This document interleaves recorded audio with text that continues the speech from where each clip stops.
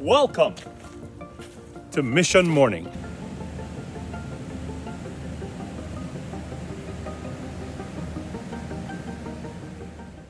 Greetings. Today we want to talk a little bit about how we represent ourselves on the mission.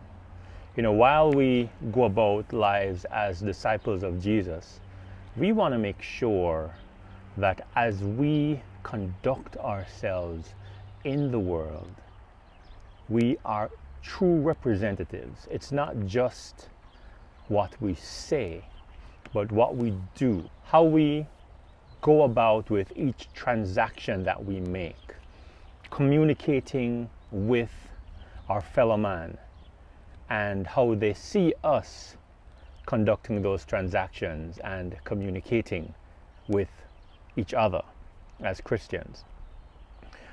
In Romans chapter 13, Paul writes this to the church from verses 8 through 10. It reads, "Let no debt remain outstanding except the continuing debt to love one another.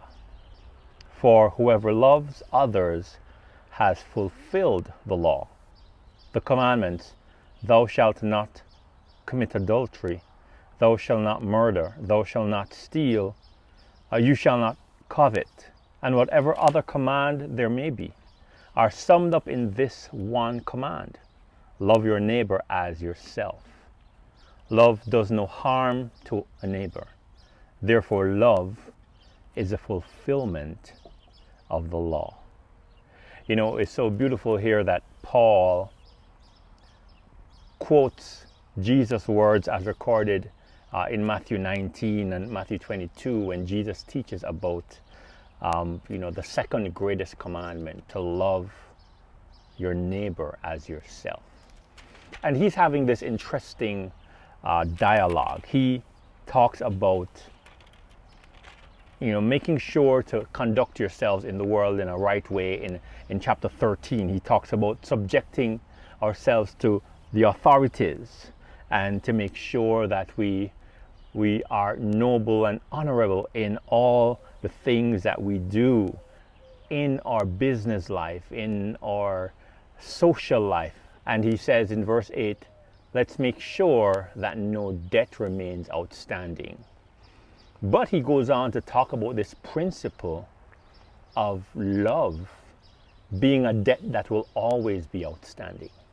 And that's what I want to focus us on today.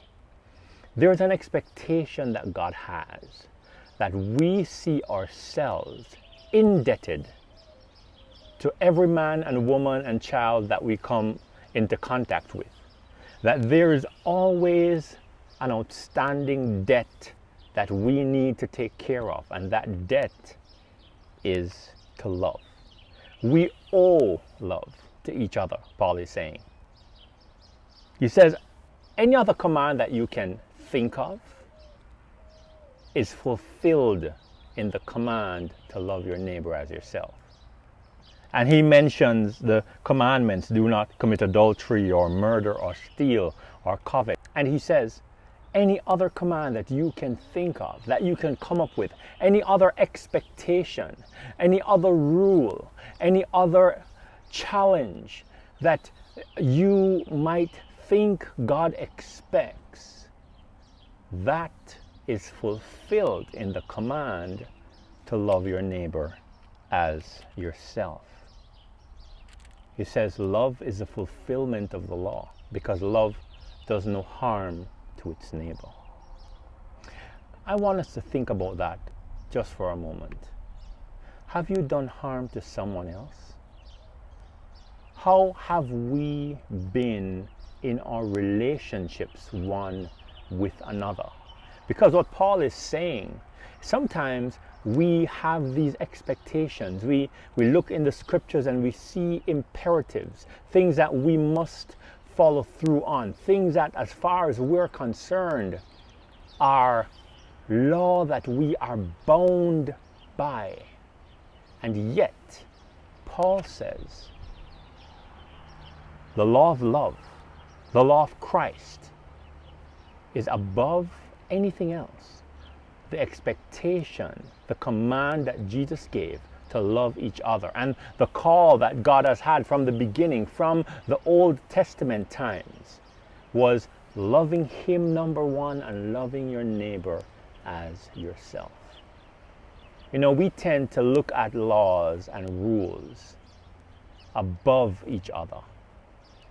We will look towards our expectations to try to be perfect in this life, to try to have the right and perfect way of living, to look good before God and everyone else because we want to live up to a set of rules and expectations. And yet, Paul says, and he teaches us and he exhorts us in this situation.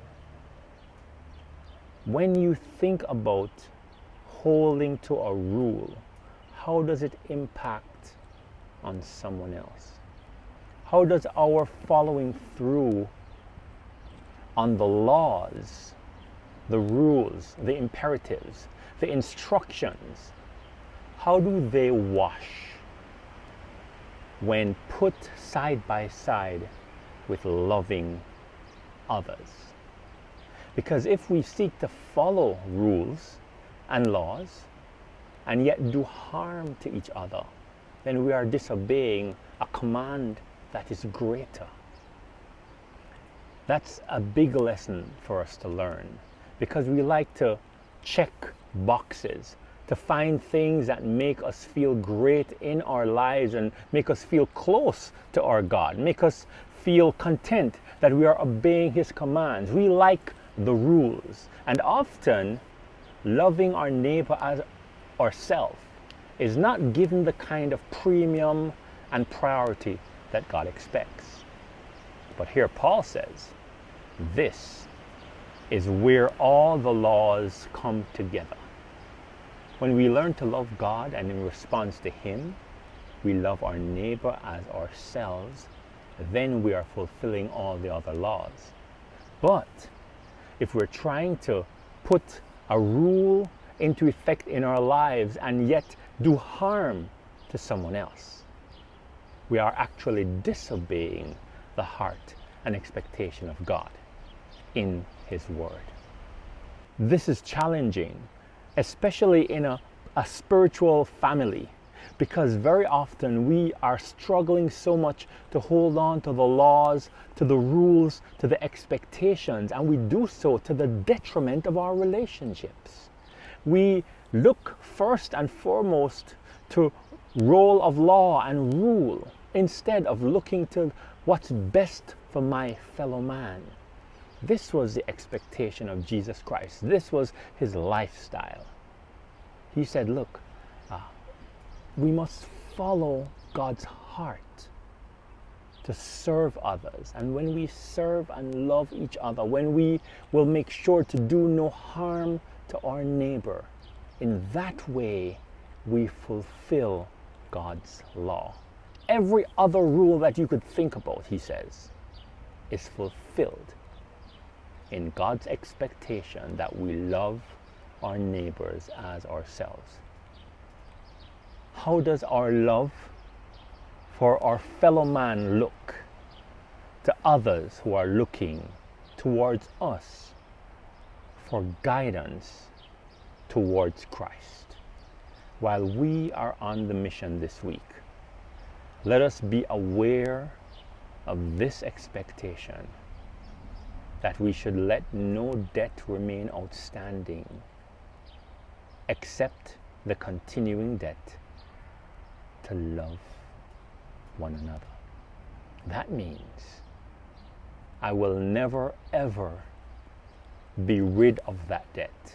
My every interaction, my every conversation, my every expectation, however I conduct myself in public or in private, those who I interact with and those who observe should see a man, should see a Christian, should see a follower of Christ who knows that I have an obligation to show His love towards all men.